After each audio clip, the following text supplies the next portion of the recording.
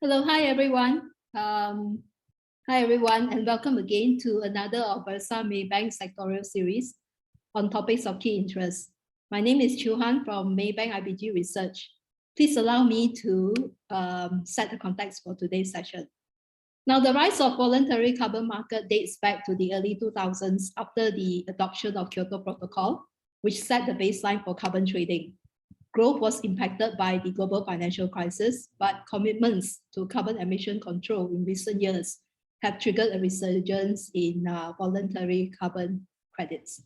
Now, last year, 2021, oil and gas majors, hedge funds, and banks were among the most active players in the global VCMs. That led to VCM value quadrupling from 2020 towards $2 billion in 2021, according to a report by Ecosystems Marketplace.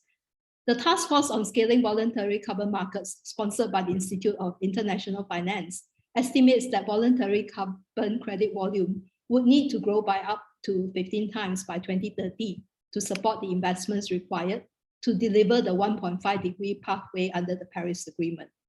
Now, back home, Malaysia has in September last year to be exact, committed to achieving carbon neutrality by 2050.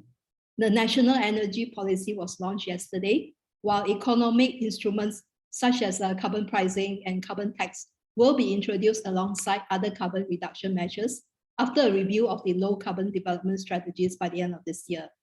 And by this year end, Bursa Malaysia will be launching the VCM exchange, which will play a pivotal role in supporting finance for projects that reduce or avoid greenhouse gas emissions. Bursa chairman quoted 350 billion ringgit to 400 billion ringgit in cumulative investments required for Malaysia to achieve net zero emissions by 2050. Now, with this setting, I would like to introduce our two esteemed guests today. Dr. Chen Weini is Bursa Malaysia Head of Carbon Market Group Sustainability. Dr. Chen will give us a brief on Bursa's new VCM exchange, and this will be followed by a discussion with Dr. Chen and Ms. Cassia K. Louise, partner, attorney, and counselor-in-law in sustainability at Ernst & Young Law. We will also take questions from our audience, from all of you during the discussion. So please do type them out in the Q&A box and we will address them later. Now, without further much ado, I would like to hand over the session to Dr. Chen. Dr. Chen, the floor is yours. Thank you very much, Chu Han. And also, thank you very much, of course, to Maybank Investment Bank for this collaboration with Bursa to actually bring about this awareness on the VCM. And also notice that there's really an amazing turnout, especially I noticed the names from the energy fraternity. Certainly very good to see you all.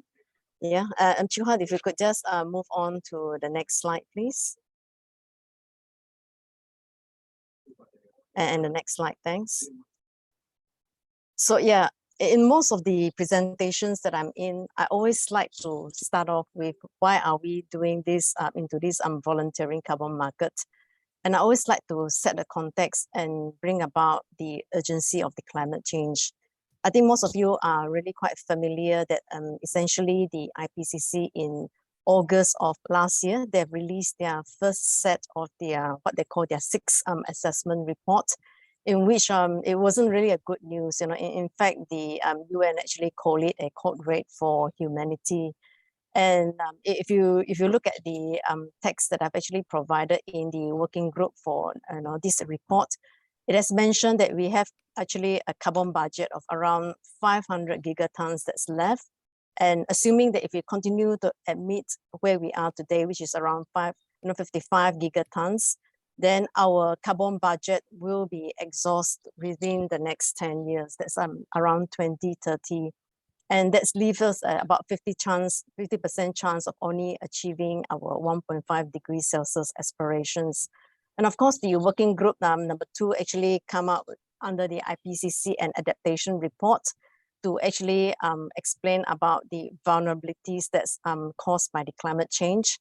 And more importantly, in April of this year, the final working group actually gave a report on the mitigation part of the climate change, in which by now we have reached an urgent level. And we are definitely, the key message here is that we are actually not on track to meet the 1.5 degrees Celsius. Next slide, please. So for Malaysia, just prior to COP26 in budget 2022 last year, the Malaysian government announced very importantly and finally the implementation of a VCM. Yeah, it's one of the key initiatives to combat climate change and also a commitment from our country as well. Carbon pricing actually have been discussed by the Malaysian government for quite some time. My background is that I have been, spending 15 years with the Ministry of Energy in Putrajaya. So I do know that this VCM was actually, it has come a long way, since these early days when the ministry has actually thought of how we can actually address climate change. And of course, in the budget 2022 announcement jointly between the MOF as well as the Ministry of Environment, they've actually mandated that the Bursa Malaysia implement a VCM. The target is by the end of this year. And in the same announcement, the Malaysian government also talked about the possible implementation of a domestic emissions trading scheme as well as carbon tax. So importantly, the Malaysian government talks about three types of carbon pricing mechanism. Yeah, they talked about a VCM, ETS, as well as carbon tax. So I'm just going to very quickly explain these because there's been some confusion sometimes in the public about what are the differences between these three. So in a voluntary carbon market, the key word here is voluntary. Yeah, companies essentially they buy carbon credits or offsets voluntarily. There's no compulsion for them to do so, but they do so to meet their climate obligations, whether it is actually a carbon neutrality goal or a net zero that is actually been pledged by the companies. So essentially, one carbon credit would be equivalent to 1 ton of CO2 equivalent that's been either reduced from the atmosphere or removed or avoided from entering into the atmosphere. And the price of carbon credit within this market is largely a function of supply and demand. Now, moving over to the emissions trading scheme, that would be under what we call a CCM, a compliance carbon market. So in a compliance carbon market, similarly to the carbon tax, which is also a compliance market, the government basically sets a cap to how much the company can actually emit. And then beyond that emissions cap, then you would have to pay a price. So in an ETS, what you pay a price for would be an emissions allowance or a permit. Then whereas in a carbon tax, what is paid is actually a flat fee. So the prices of the carbon credit within an emissions trading scheme is, again, because it is a trading scheme, it will be a function of demand and supply. If you could, just a very quick note as well that carbon credits, as in the note on the left-hand side of the screen, they can essentially play a role in the compliance market. It depends on how the compliance market is designed. So for example, in the case of Singapore, the Singaporean government does allow 5% of the emissions to be actually met through the use of the carbon offset. Yeah. So if you could move on to the next slide, please. And the next. So this particular slide essentially explains the value chain within a voluntary carbon market system. So actually what happens is that on the left-hand side of the screen, you will be seeing where the supplies of the credits, where do they come from? And essentially it was started off with a project developer. They will look for projects to actually issue carbon credits. And this project developer, of course, would look for a carbon registry that they can actually register their projects with. And they will look for an accompanying methodology that is actually relevant for them. Once they've identified a methodology for their project, then they will proceed to prepare a paperwork and come up with a project design document, which will be independently validated by another party. And with this validation, then the carbon registry will accept the project and register it with them. Then, of course, the developer proceeds to implement the project and runs the project for a period of time.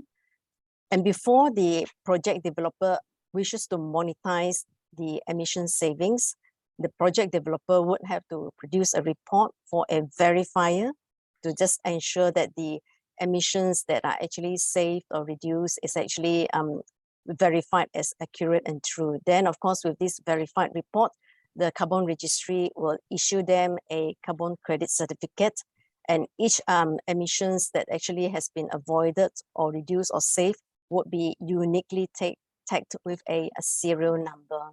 And then with that, of course, the supplier or the seller would bring the carbon credits to a marketplace where a buyer will pick up the carbon credits. And that's where the buyer can actually have the option of retiring for their own use, or they can go for a secondary resale. Then, of course, if the buyer opts to retire these carbon credits, the carbon registry will be notified, and then the carbon registry will actually cancel out the credit, so it's no longer available for circulation. Okay, so if you could move on to the next slide, please. So for a healthy, for us to have a VCM exchange platform, of course, we need to have a supply of credits from an ecosystem. So I think when the Malaysian government mooted up the VCM exchange, it is actually part of a bigger picture in which the Malaysian government wants to actually set up a very thriving and vibrant ecosystem for the VCM. So in these particular slides, we can see that these are the key stakeholders that will play a very important role to ensure that we have a very successful build-up and development of this ecosystem. And I'm just going to go through it very quickly in terms of the stakeholders, who they are and what their roles are. So in a particular ecosystem, the role of the government is very, very important. Even in past projects that, in the government projects that I've been, involved with, we do realize that the government policy sets the tone for investments in, the sustainability projects. So in this case, the government needs to provide an environment that is stable so that the projects are going to be very investable. Then, of course, the next proponent would be the project proponent. Basically, they own the land or the crediting projects. Then, of course, we have the project developers who have the expertise to actually interface with the carbon registry and do all the paperwork, and also including the implementation of the projects. Yeah, but of course, the project developer can have an in-house technical expert, or they can procure the technical expert. And these technical experts are typically the carbon consultants that come up with the technical design of the projects. Then next on the item would be the standards. Now, standards are very important because they actually provide quality assurance that the credits that are actually generated are of a certain quality. So today, the largest of the standards provider we have in the market, in the VCM market, is the Verra. The Verra registry is actually contributing around 70% of the VCM in terms of the standards that they provided. And of course, we also have the gold standard. Essentially, their market share is around 20%. And there are other many other smaller standards that we have out there in the market as well. Then we have, the next will be the VVB, the validation and the verification body. So in my previous slide, I've talked about the role of the validation body, which will be validating the projects before the projects are implemented, versus the verification body, which is actually verifying post-project implementation, the amount of emissions that can be actually generated into carbon credits. And of course, last but not least would be the role of financial institutions. They are very important for unlocking green financing and supporting these projects. If I could move to the next slide, please. So this particular slide shows the typical projects where carbon credits can be generated from. So in a very broad category, we have on the left-hand side would be carbon credits that are generated from technology base. Yeah, and then on the right-hand side of the screen will be from the nature base. So from technology base, typically, we have the methane capture, methane capture either from the Pomei waste or from the landfill waste. And we also can have, projects from to the other extreme, which is from the tech-based removals, which are emerging technologies. And we're talking about like the direct air capture as well as the bioenergy CCS, yeah. Then, of course, on the transportation side, supporting green mobility would be like, for example, the EV infrastructure charging. Now, on the nature base, of course, which is really where 65% to 80% of the carbon credits will be generating up to the year 2030. These will be from the, for example, from the forestry base or from the agriculture, other land use, and blue carbon.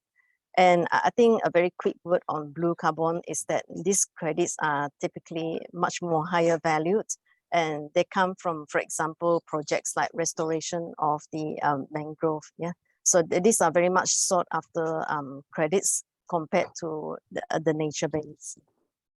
Next slide, please.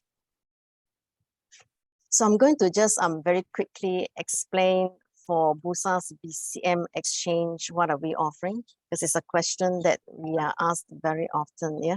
So for Bursa's VCM exchange, we are offering what we call as a standardized products. Now we do realize that one of the issues with purchase of carbon credit is that, there are lots of, credits that are floating, and buyers are wondering how can we be assured of the quality. So to address one of these key issues, what Bursa is offering is a standardized contract with credits that are similar characteristics that will be bundled together. So this actually removes the worries from the buyers. For example, if they are very sure that they want to actually buy credits only from technology base, for a certain vintage year from a certain region, they can already find it within Bursa's standardized contracts. So what does it mean is that for our standardized contract, we will segregate between carbon credits that are generated from nature base and from technology base. And we will also segregate them by Malaysian. We do want to recognize and be proud of our credits generated from Malaysia, and credits from the rest of the world, which we will term them as global credits. And in order to assure the quality of the credits, we are aligning our credits with the best of practice by only taking in credits with vintage years that are not older than 2016. Yeah, so this is aligning with the CORSIA requirement as well. And of course, for now, Bursa is recognizing credits from the Verra registry, but then in future years to come, of course, we will be expanding to adopt other carbon standards as well. Now, based on this particular model for our carbon exchange, our exchange will be based on the Bear Trustee model, yeah, in which our pre-trade requirement would be that the buyers should fully fund their trade, yeah, before placing a trade order. So that means that the amount that you are going to transfer to the cash custodian must be sufficient to cover your trade order as well as transaction fee and any other applicable legal charges. And from the supplier's point of view, before you are actually able to actually put a trade ask, you would need to actually transfer credits from your account in Verra registry to Bursa's account in the omnibus account in Verra. Now, aside from providing the this exchange platform, in future years, we are also looking at providing direct transaction services. So by that, what we mean is that if there is a matched buyer and a seller that comes to Bursa and says that we want to make use of your KYC platform, we want to make use of your platform with KYC services as well as the clearing and the matching, then they can actually come to us and we can do that settlement for them. Yeah. Next slide, please. So the next slide essentially explains that what I was talking about in the previous slide. carbon credits that are actually generated from known registry that can be on board to our platform, provided, of course, that they met the standardized contract specification to which they want to actually include their carbon credits in. So essentially, once we have found that and we have accepted that their credits actually match the contract specification, the supplier then would have to transfer their credits to our omnibus account in Vera, and before they can be traded. Yeah. So next slide, please. So I'm going through this slide really quite quickly, and almost I'm coming to the end of the presentation. Essentially, for Bursa on the 15th of August, we have made an announcement that we are going to introduce standardized contracts to our VCM exchange by way of auction. Yeah. So for each of the products that we are introducing, and by the end of this year, we are looking to introduce carbon credits from global, and looking at the moment potentially to source for projects which are both from a nature-based as well as technology-based. Now, some of you might be wondering why global, why not Malaysia? And I think we have to be honest to say that for the moment, the VCM ecosystem is still very much in the nascent stage. And we have actually discussed with the project developers locally, and they have mentioned that their carbon credits may only be ready for the Malaysian VCM platform by next year. So with that in mind, for the end of this year, we will be introducing global carbon credits. And of course, this auction is really a very important exercise because it helps to facilitate price discovery for new products on the VCM exchange. And essentially then this pricing will provide a reference price when products are finally being traded on our platform. But more importantly is that for those project investors in Malaysia who are looking into investing into these carbon offset projects, this kind of pricing will signal to them the kind of returns that they possibly can have in today's context. Yeah. So on the right side of the screen, of course, thank you very much to the nearly 500 attendees in this particular platform. We really welcome you to be part of this inaugural auction. And some timeline that we are looking at a high level will be in mid-October. We should have the application forms ready in our VCM microsite that allows the onboarding of participants. And we will definitely be running an auction workshop by the end of November, just to actually go through the process of the auction. And our auction will be carried out sometime in early part of December. Then, of course, our auction rules, our trading rules, and our applicable fees will be actually announced by in between next month to the early part of November. Next slide, please. So yeah, this will be my final slide. So essentially, we of course extend our welcome to any of the companies who are interested to take part in this particular auction. If you could scan this QR code, then it will link you to the Google form for you to fill in your expression of interest in the type of projects that you might be interested to actually procure in terms of the carbon offset, and also, of course, the indicative prices as well as the volume as well. And then, of course, the usual questions that we are asked actually by the participants would be, what can we do with the credits once we have purchased from this auction? And our advice is that if you have within your own organization's pathway or a strategy to achieve a net zero, if this falls within a strategy, then of course you can use the offset to actually reduce your operational footprint. Or otherwise, you can go for secondary trading. We are looking at our platform to be ready by Q1 of next year. And the other option is, of course, you can transfer the credits out to your account in the Vera registry for your other purposes. So I'm going to just pause here and pass the time back to Juhan. Thank you very much. Thank you, Dr. Chen, for the very valuable insights on Bursa's upcoming VCM exchange. Now, together with Ms. Casa Luis of EY Law, let's dive deeper into this VCM topic. Now, to Cassia, thank you so much for joining us again after last February's discussion on carbon pricing. Indeed, you are the subject matter on VCM. It's great to have you back here again. Now, relating to today's topic and based on EY's global experience and your engagement with a number of ASEAN regulators, perhaps you can share with us the key challenges in implementing a voluntary carbon market. Obviously, the supply-demand dynamics are key. What can regulators do to ensure that VCMs meet their objectives? Thank you very much for the question. Thank you for having me again. It's always a pleasure.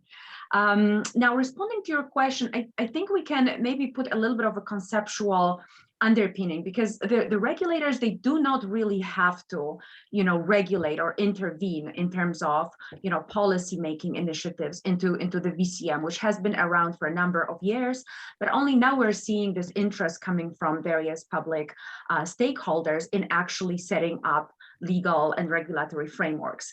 And the reason for it is multifold, but I would say the main one, there are two main reasons. One is that any host country, so the country that ultimately or whose territory ultimately generates the credits, they want to have a say in what types of investment and what types of investors come to their country to generate those credits, because obviously they don't want to be implicated in credits that might be of questionable quality. So they want to have a say in that. But then even maybe more importantly, and this is I think the focus of today's discussion, the regulators around the world are looking into scaling VCM and playing a role in scaling of this new marketplace, which there are different forecasts, different projections. Some say that this market might grow up to $100 billion by the end of this decade. So obviously this is a huge opportunity. And governments, when it comes to regulating VCMs, they are looking into regulating and scaling demand, regulating and scaling supply, and regulating and scaling transactions. And considering the focus of today's discussion, we should maybe pause and specifically dive more deep into how the governments incentivize scaling up the transactions and what challenges they might encounter. So essentially, since this is a global market, and we're transacting here in a global commodity, so really, the players in this market, they don't really have particular maybe reason to do their trading through this or the other platform. So there isn't really any geographical, I would say, connotation, or geographical proximity doesn't really matter in terms of where the transactions are being carried out. So the regulators, and whether these are the exchanges or whether these are, like national level policymakers, they are asking themselves, how do we make our, financial hub an interesting marketplace to transact? So there are various tools that are being contemplated by the regulators, and obviously the exchanges globally. So most of them focus on streamlining the transactions, whether it is about reducing or maybe temporarily even like removing the transaction fees, streamlining the onboarding process if membership in the exchange is only for the purpose of trading in carbon credits. This might be streamlined and simplified when compared to carrying out other types of transactions.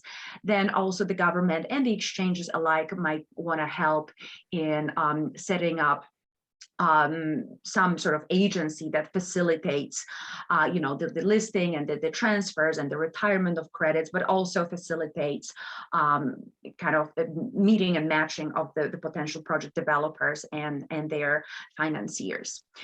Then also on top of these ways to streamline the transactions, more actions can be taken on the country level, where there might be certain tax, for instance, incentives to actually, come to a given country and to procure or to fulfill their carbon credit needs in that particular jurisdiction. So there are different approaches, and governments are actually, like struggling with it a little bit. To what extent maybe not ban the tax legislation, but offer certain tax benefits to those market participants in terms of, for instance, making these transactions not taxable, in terms of VAT, or the income being generated from these transactions not being subject to income tax. So we have been seeing various approaches to that around the world, and like I said, some countries are contemplating extending some form of tax benefits. And then what also is a challenge is that all of these governments are trying to accomplish the same thing at once with no global harmonization. Obviously, there are certain initiatives and task forces that are intended to put more structure into it, but really and truly, looking at all these efforts, pretty much everyone is trying to do exactly the same thing, from scratch on their own, time over and over again. So what is also not helping is that we don't have even a legal definition of what carbon credits are. Each jurisdiction can regulate it individually, which obviously will create challenges since this is a global commodity. We have seen carbon credits being sometimes defined as a service in some jurisdictions. So obviously a big difference with the countries that qualify those credits as, for instance, intangible assets. And the question and the challenge is, should we extend the status of financial instruments to carbon credits? Is it only if we're planning to set up derivatives on top of the underlying commodity, or should carbon credits be considered as a financial instrument, even if the trade is only conducted in that underlying commodity with no further like forwards, futures, etc. So I think these are the main challenges, and maybe one additional in the context of what was said specifically by Dr. Weenie. So I think it's a great idea to bundle carbon credits of the same characteristics or specification, but again, we have to be mindful of what extremely dynamic situation and landscape this is. So really, if we really wanted to have this granular approach and kind of unpack what different attributes of credits we can have, considering what's happening also in the UNFCCC framework and with Article 6 and emergence of those new types of credits under Article 6, really, we can go so granular, and it will be really challenging, I think, to structure those, standardized contracts, because obviously we want to ensure quality, and quality can have very different meanings. So even within quality, we have different sort of aspects like additionality, permanence, double counting, etc.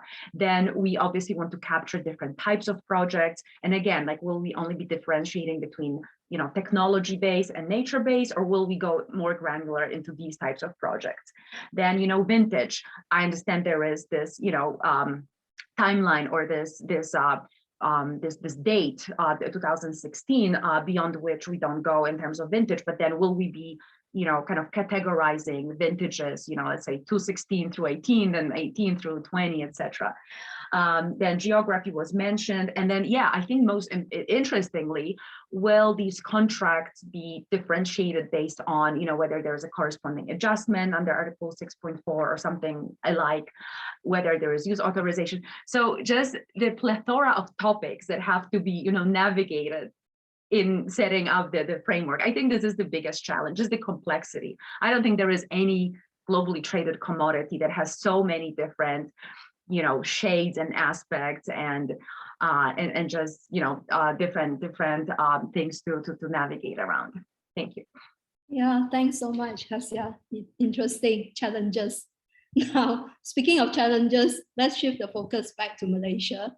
To Winnie, understand that Bursa has carried out industry stakeholders engagement with regards to developing this VCM market.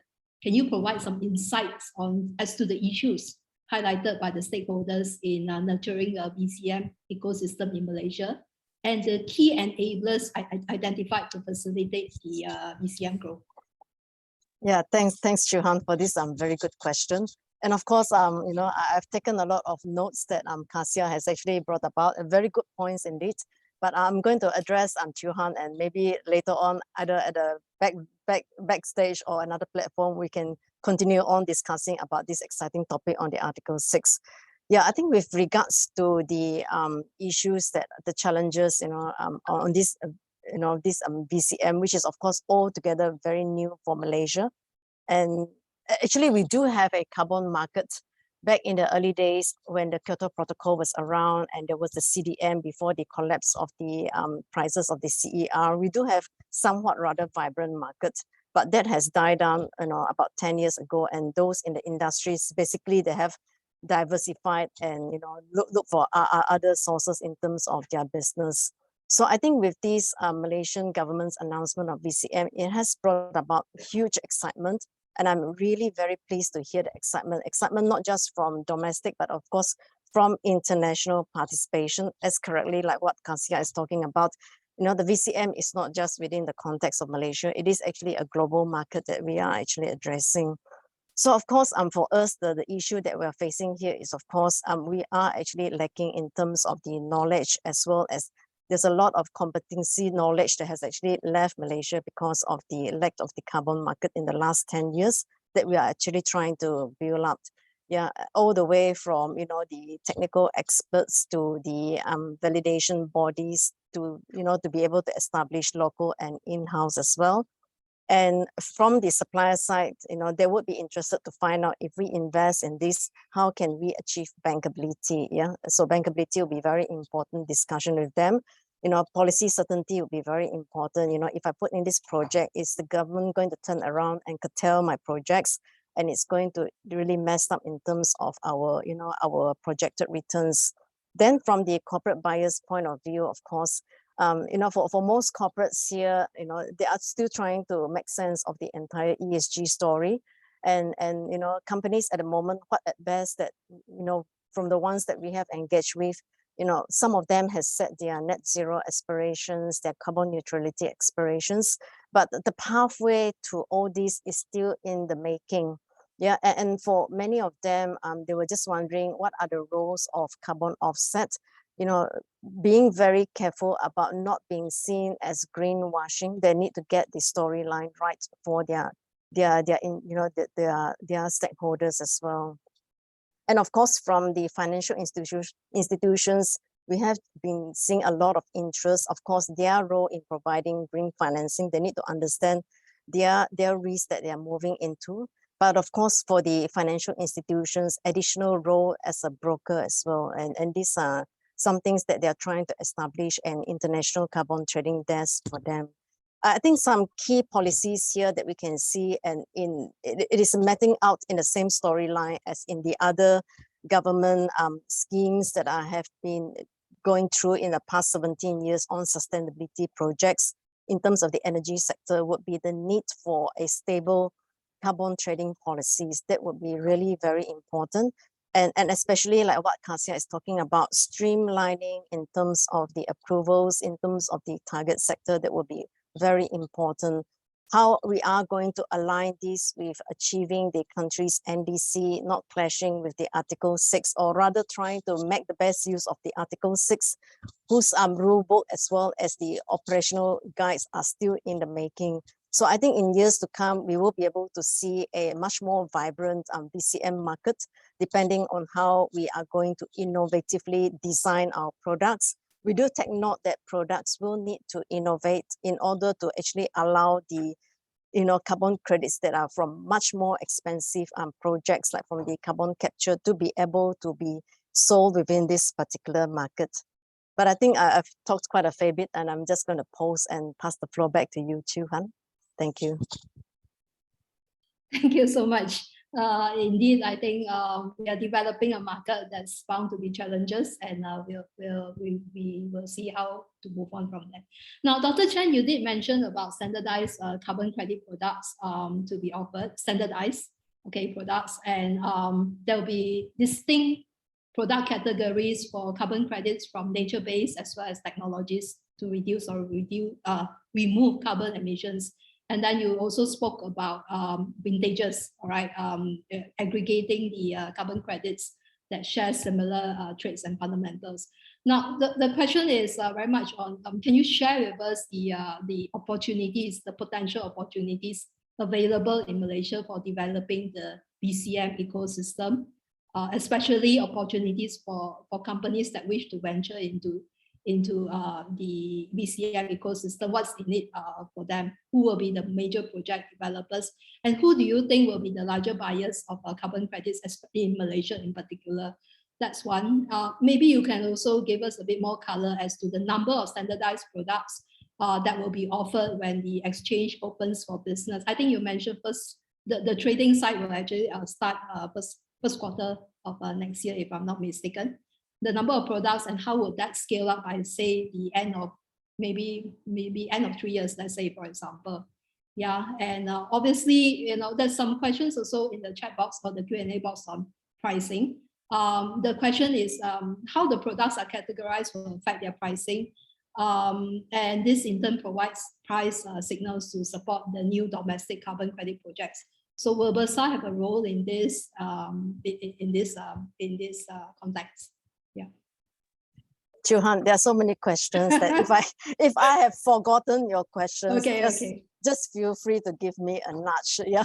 So because I could not write fast enough your questions, so I'm just going to go through what I can still remember about your questions. I think first of all, you are asking about the technical potentials, and I think this question we have been asked many times. Among some of the questions that we have asked would be, they will come to Bursa and ask, I've got EV charging for 3 charging stations, can I qualify for it? Our typical answer for that is that Vera has a set of methodologies, and there are many methodologies out there. You really need to actually go through the methodologies to find a qualifying methodology for your project. Bursa will not be able to tell you one by one which projects is it going to be actually viable. You can also engage, of course, carbon consultant who specializes in each of the methodologies that are most suitable for your application.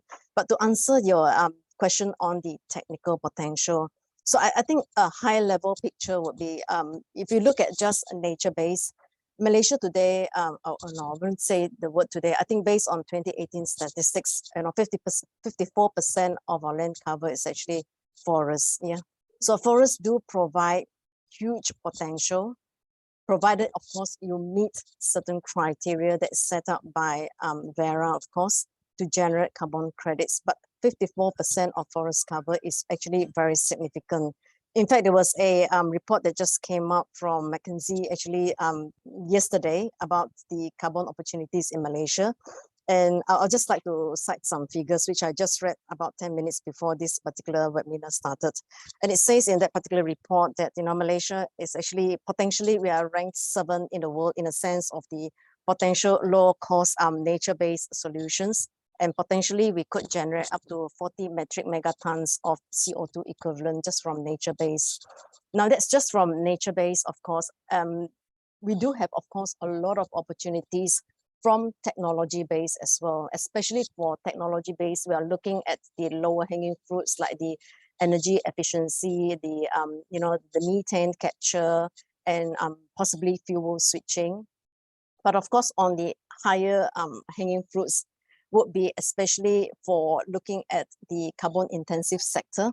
Yeah, my previous employment was actually with the oil and gas sector. So I do know that in this particular industry, they do emit, they are actually, the emissions are very significant in some of this sector, especially if you are involved in the upstream as well as in the midstream. Yeah. So of course, my background was also from the electricity sector. So coal-fired power plants provides ample opportunity for carbon capture storage, same as with the oil and gas sector. But these are, of course, very much higher hanging fruits. The cost to actually produce that kind of credits would be very high. So that's why products would have to be very innovatively developed in order to actually introduce this into the market. Yeah, Chuhan, I forgot what are the rest of the question. Is it something to do with the price? Number of products. Oh, the number of Standardized products. Yeah. Yeah, okay. So end of the year, we are looking at introducing at most 2 that we can introduce, like for example, global nature base or from the tech base. Yeah, and of course for next year, we are looking to introduce the Malaysian carbon credit. So that would be another standardized product.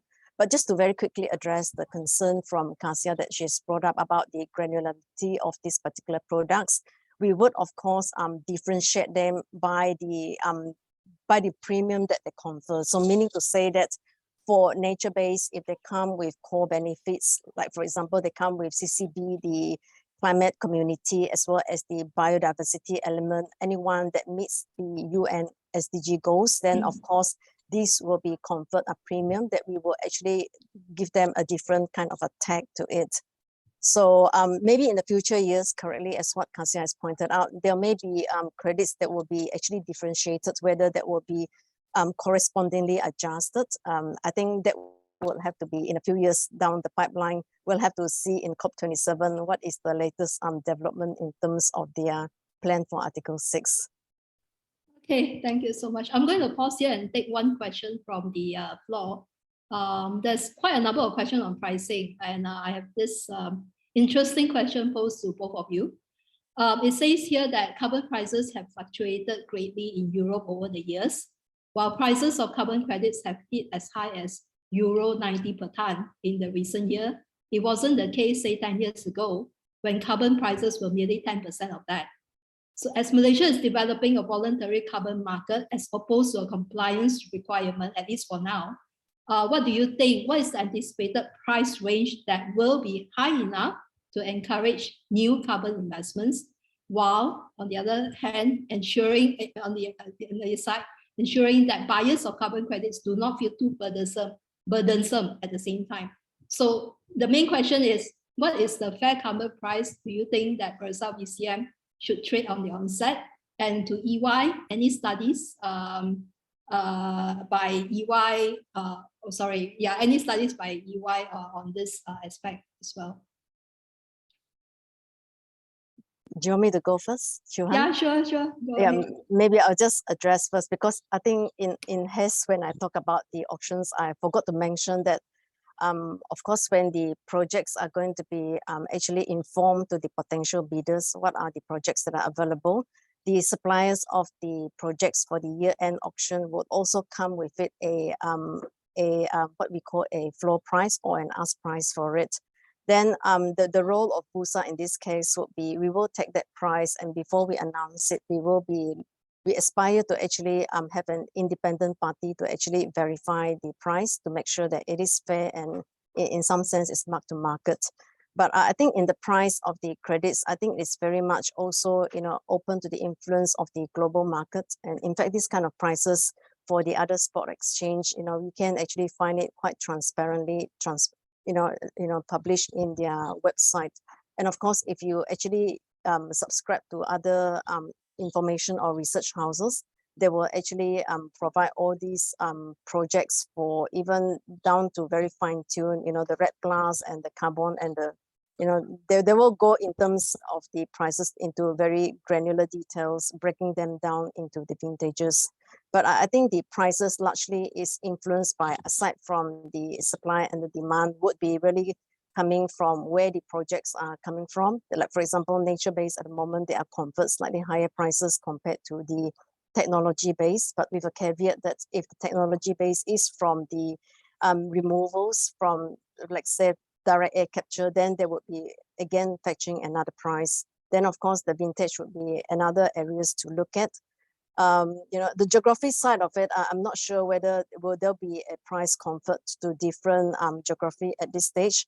But with regards to the EU, why is it fetching €90? Maybe I leave it to Kasia, who is the expert on the EU region. Over to you, Kasia.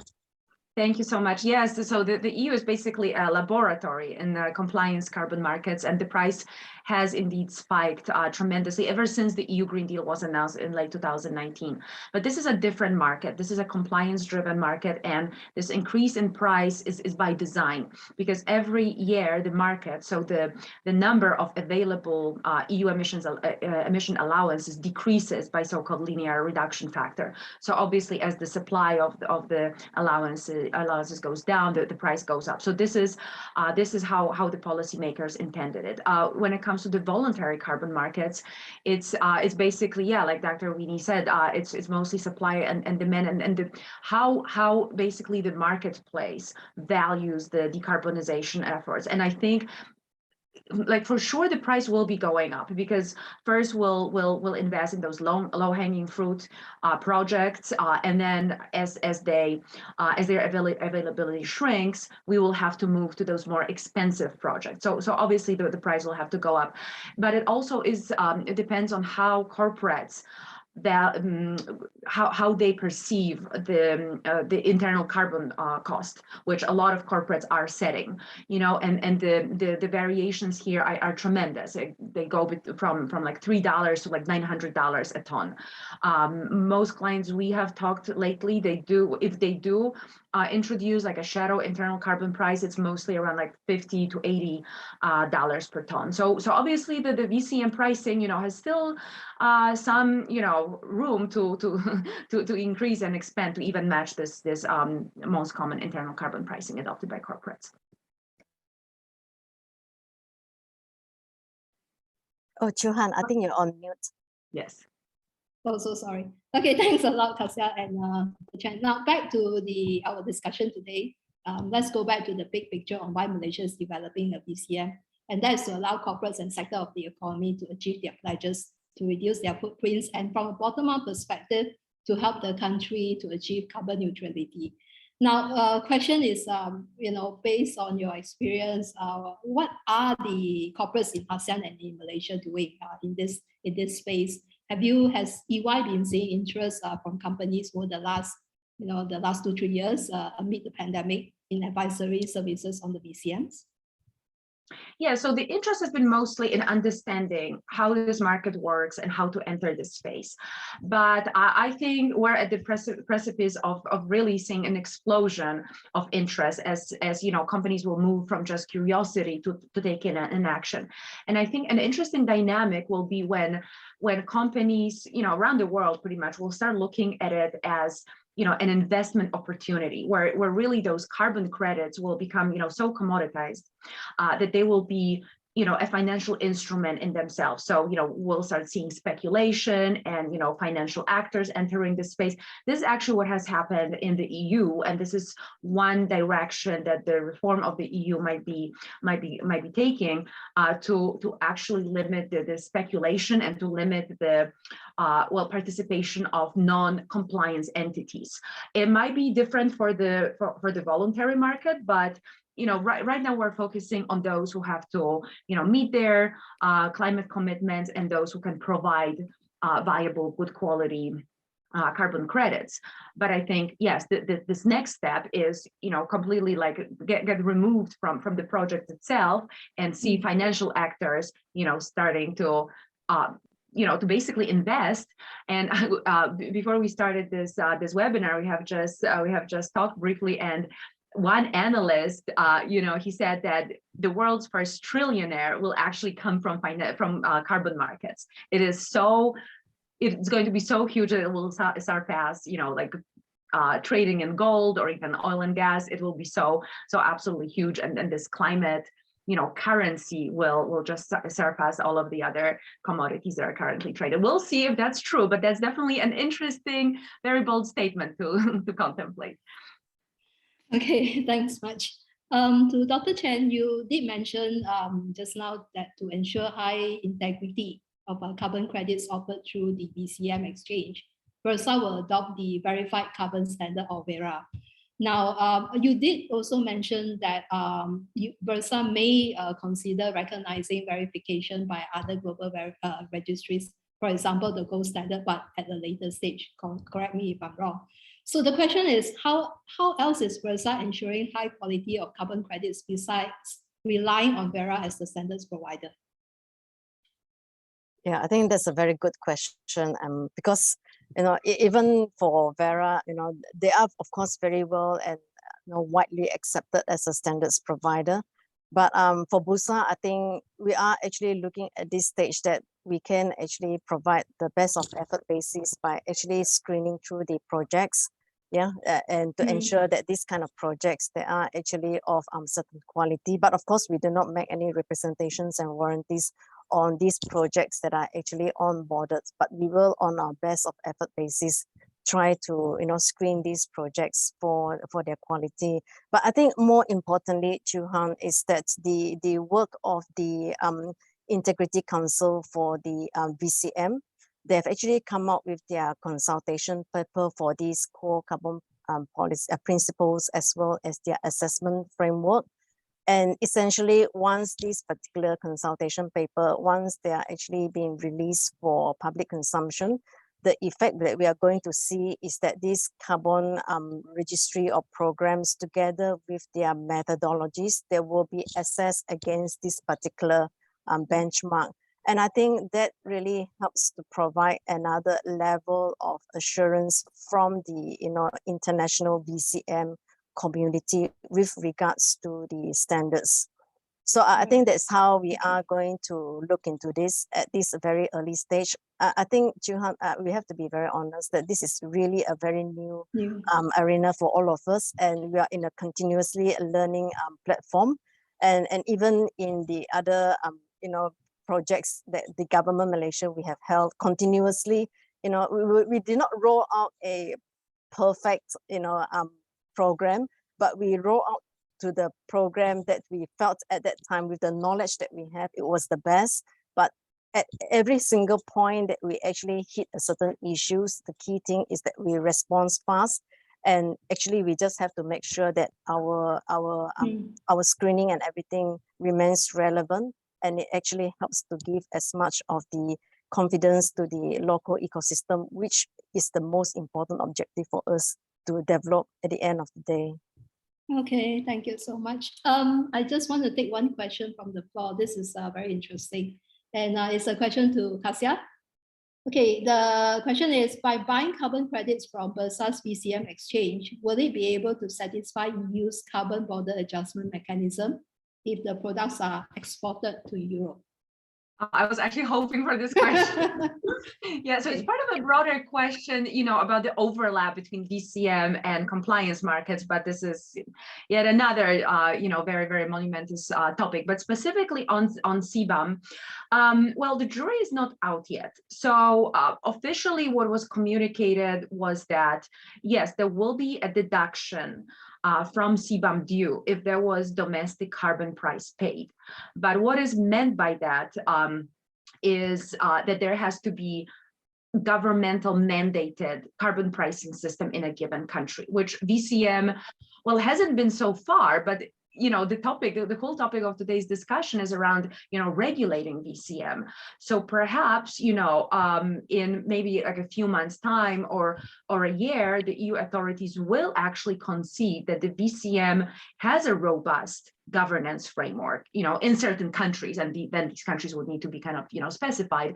And so the VCMs purchased in that country can be used to satisfy CBAM obligations. So right now there is no certainty, but my gut feeling is that, even though the EU might be reluctant from the beginning, just because VCM carries this sort of vibe of being completely, ungoverned, unregulated. And John Oliver did this his last show on VCM, and he completely, criticized everything that's happening in this space. So there was still that, like bad sort of vibe, or some sort of questions around it, but I think, yeah, as we're heading towards more regulation and governance, this narrative might change. Right. Okay, thanks. Back to our discussion. This is a question for both Dr. Chen and Kasia. With the voluntary carbon credits unrestrained by borders or boundaries, how will or how can Bursa differentiate itself so that project developers that supply high quality credits will transact on Bursa's VCM exchange instead of global exchanges like Singapore-based ACX and New York-based expensive CBL. Your I'll let Dr. comment? Lee maybe go first. Yeah. Yeah. Hey, thanks, Chen? Johan. Yeah, Yeah. I was just struggling with the mute and the unmute button because I was so engrossed with Kasia's question on the CBAM. Later on, I'll respond to that. I think when you talk about differentiation, I think for Bursa, of course, Bursa as a stock exchange has been very well established. Yeah, and I think that particular brand name is particularly very strong. We are not a spot exchange, which is actually at a startup company. And aside from, of course, the branding of Bursa is this is actually a government mandate at the end of the day, yeah. And our role is not just to set up a trading platform. Of course, we would want to encourage a lot of liquidity and market participants as well.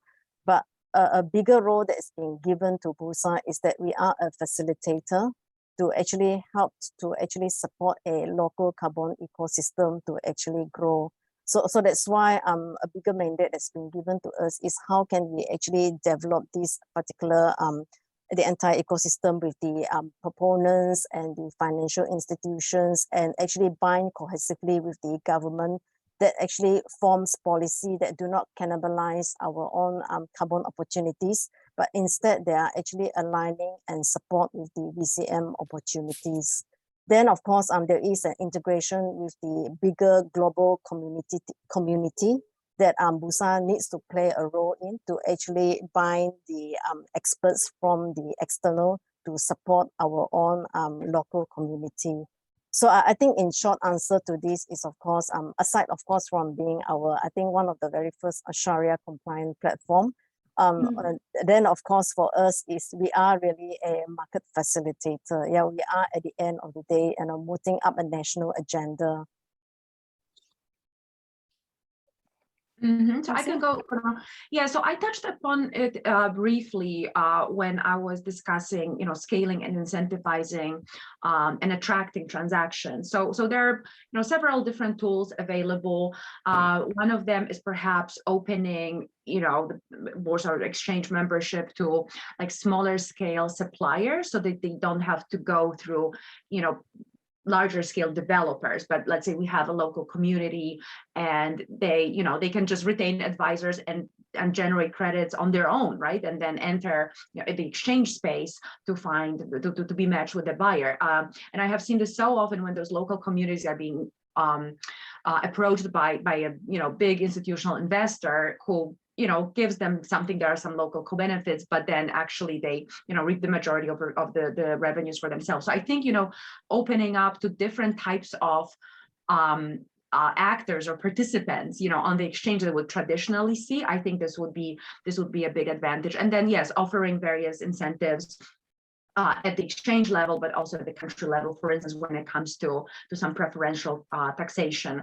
But then, usually the biggest incentive is when in parallel to VCM, we have the compliance market, and Singapore was already mentioned as an example of a jurisdiction that allows to use high quality credits to offset the carbon tax obligations. South Africa is doing the same. So really, offering some sort of relief from the actual compliance obligations if they are present in a jurisdiction like this definitely is a big, attraction booster for a given exchange. Okay. Johan, I'm just wondering whether if I could just respond very quickly on the issue of the CBAM as well, because Kasia brought about some very good points, which I felt that I have missed out in terms of my sharing just now.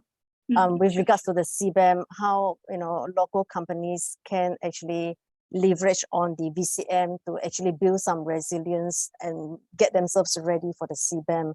I think when the CBAM, they are looking at the actual emissions that the company is producing, and of course it would be very helpful to have these actually emissions reduced.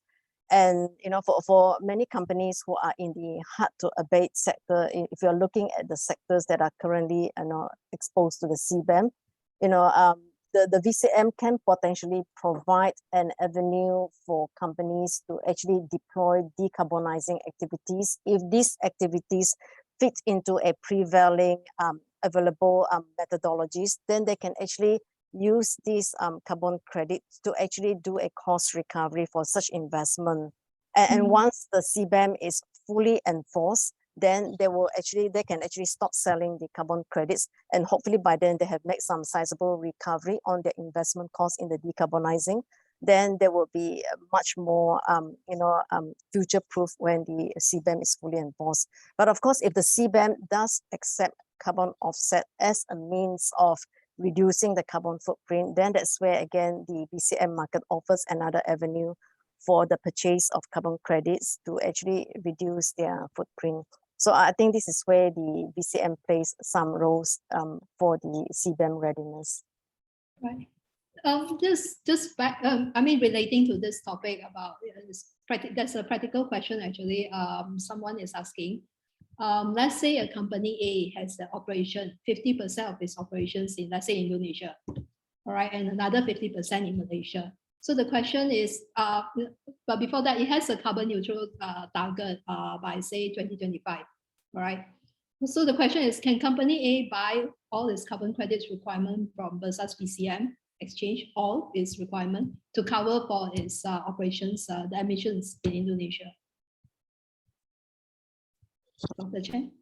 Yeah, so my response to that would be, it really depends.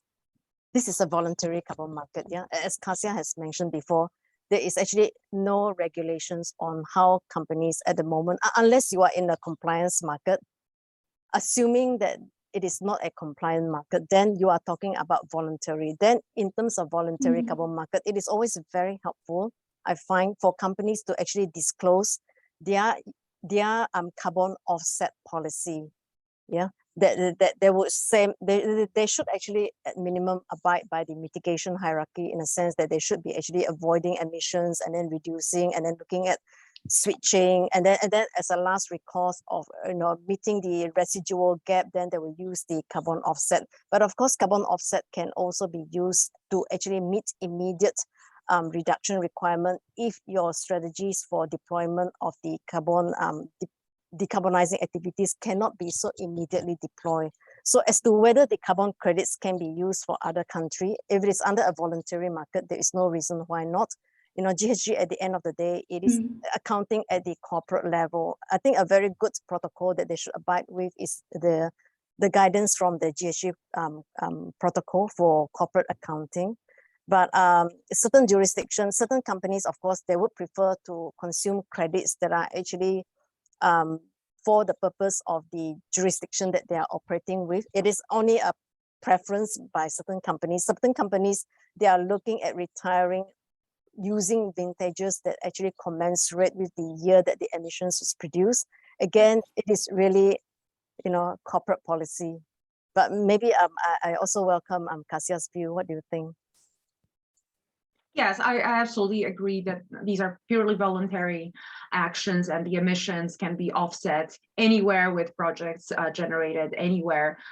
So it's just some corporate preference, or maybe those co-benefits. Maybe if the company operates or generates emissions in this jurisdiction, they also want to offset them, but also maybe allow for some local co-benefits to to coexist in that particular jurisdiction where they might be contributing to those environmental externalities.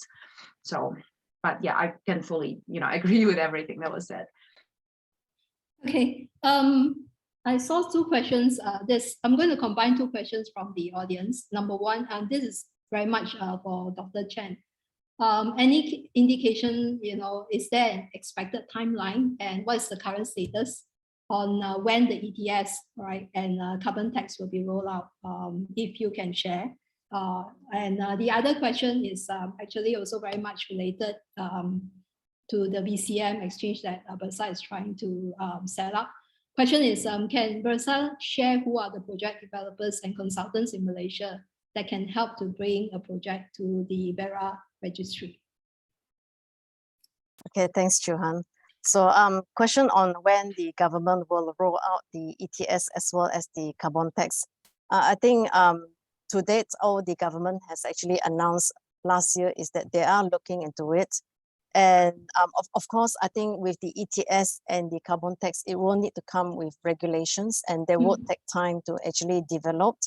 And our discussion with the relevant ministries indicate to us that they are at the moment still studying about which compliance market, or which scheme are they going to be deploying at the end of the day. But I think a short answer to this is that, Johan, it will not be a straightforward like you're going to implement it by next year. It will take time for this consultation to take place, for the study to take place, for the regulations to be actually developed, and to finally to ensure that what is actually being implemented is equitable for the local sector, as well as to balance the equitability with the international pressures to actually be seen to be as green as possible. Right. And I forgot what was the second question. Could you share with us the developers right. and also the consultants? Yeah, okay. I think admittedly, Chuhan, there are not very many consultants at the moment, no developers, although a few has come to us. What we are trying to do, Bursa, we are trying to do among the many aspirations that we're trying to do is to hopefully come up with a listing, if possible, of these companies who are involved in these particular projects. But it's still in the early pipeline of thinking. I think at this platform, probably not so suitable for me to announce the names, but even if you do a quick Google, you might be able to find some names. Yeah. Thank you. Okay, one more question actually on also to Dr. Chen. The question is, how's the carbon credits categorized in Malaysia? Is this considered an intangible goods or securities, and how is the trading volume on the trading done on the VCM? Is it OTC or spot? Okay, I think the second question is much easier to answer. I think for us, we are looking at spot trading at the moment. Yeah, when the platform is going to be ready in Q1 of next year. So I think with regards to the class of assets for carbon credits, from our from the advice that we have been given, it looks like as though the carbon credit is actually taken to be an intangible asset for now. Yeah. And yeah, perhaps this is as far as I can tell you for now, but we are still in the finalizing stages of developing the rules for the trading system. Question to both Kasia and Dr. Chen. Are the credits transferable to overseas entities?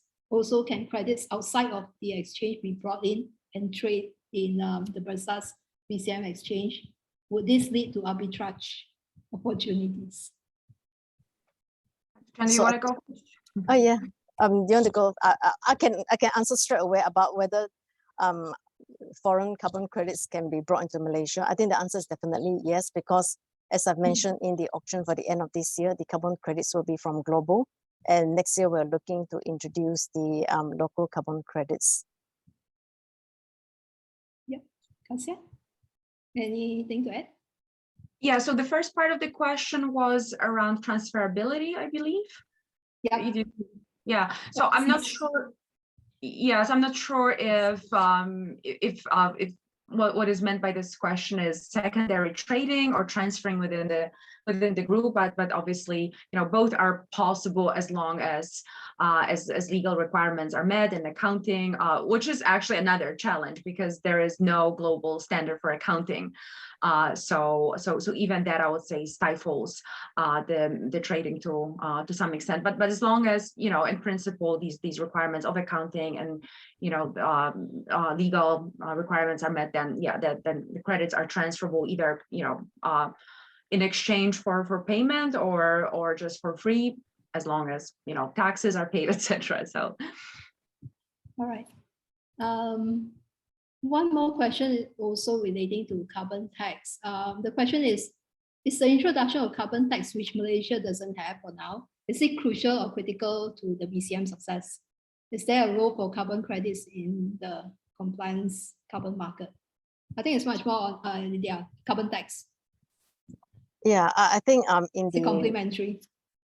yeah, thanks, Johan. I think in the earlier part of my presentation slide, I've actually informed that when a government design a carbon tax, they can actually innovatively include carbon credits into their scheme as well. And in fact, if you encourage this kind of carbon credits to enter into a compliance market, you may be able to see that there is actually a demand on these carbon credits, and then also an improvement in terms of the price that is going to fetch. So again, it really depends on how the government is going to design. And the illustration that I've given earlier in Singapore is that the government there actually allows 5% of the emissions to be met by carbon offset. And Right. I think in the EU ETS, Kasia, in the early days, they do allow the CDM, CERs to come into it until the year 2000. Then later on, they kind of like limit it. So yeah, I think the brief answer to that is that yes, you can allow carbon offsets to actually come into the compliance markets, and it actually can be quite innovative if you do it correctly. Thank you. Correct. Yeah, and South Africa is doing the same. They are allowing for 5 to 10% of the overall corporate GHG emissions to be offset by carbon credits instead of paying the applicable tax. All right. I'm mindful of the time, but let's take one more question from the Q&A box. It says here, can a RE plant, example solar, that generates RECs be able to also generate carbon credits? Although the definitions are different, i.e. one REC is equal to 1 megawatt hour of RE versus ton CO2 equivalent for carbon credits, they are related in some way. As 1 megawatt hour of RE displaces X amount of CO2 equivalent by the grid displacement. Very good, Chuhan. 4 years ago, when I was in SEDA, we were actually mooting up a REX market. So the REX is a topic that is extremely close to my heart. But of course, I think importantly, Chuhan, is that something that I forgot to mention on the generation of carbon credit is the ability or the criteria that we have to meet on the additionality. I think the key thing to take note is that in the last 10 years, the prices of solar, wind, of course, large hydro, they've come down so tremendously that the ability to meet the criteria on additionality is no longer there. So by additionality, I mean that if you do not have the sales of the carbon credits, then your project will not be financially viable. So today you will find that, perhaps not today because the prices of solar has actually come up in the last 1.5 years, but prior to all this COVID that's happening, solar prices have actually come down less than the price of coal. Yeah. So the short answer to this is that according to the Vera methodology, they are no longer accepting grid connected renewable energy as a qualifying methodology, unless of course, if your country is part of the LDC, the least developed countries, then they may consider that. Yeah. But for renewables, rightly as the person who has asked the question, there are already avenues to generate RECs. So there is really no reason why you really want to travel down the carbon route, which is actually could be more costly in terms of the entire administrative cost of generating the carbon credits. It will be much more viable for you to go through the RECs, which will not require the need for additionality. Thank you. Okay, mindful of the time, I need to bring today's session to a close. Just before that, just wondering whether Dr. Chen and Kasia has any final words to leave to our participants today. Anything that you want to share? You're good. All right. Okay, so thank you so much, Dr. Chen and Kasia, for your invaluable insights and thoughts.